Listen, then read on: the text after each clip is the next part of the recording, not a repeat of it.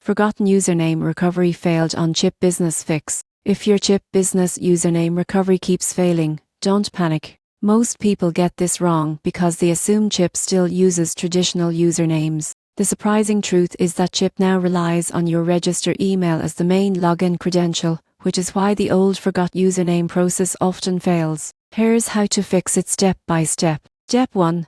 Open the Chip Business app or go to the website. Enter your registered email address instead of a username. If you're unsure which email you used, check your inbox for past emails from Chip, such as account statements, investment notifications, or payment confirmations. Step 2. If you've forgotten your password, click Forgot Password and follow the instructions sent to your email. Be sure to check your spam or junk folder if the email doesn't appear immediately. Step 3. If you signed up using a third-party login, like Google or Apple, log in using that same method. Many failed recovery attempts happen because users switch login methods. Step 4. If you still cannot access your account, contact Chip Business Support. Provide your full name, registered email, and explain that your forgotten username recovery failed. Their team will verify your identity and restore access securely. Most users assume their account is lost or locked, but the real reason recovery fails is simple. Chip removed usernames to simplify login and enhance security.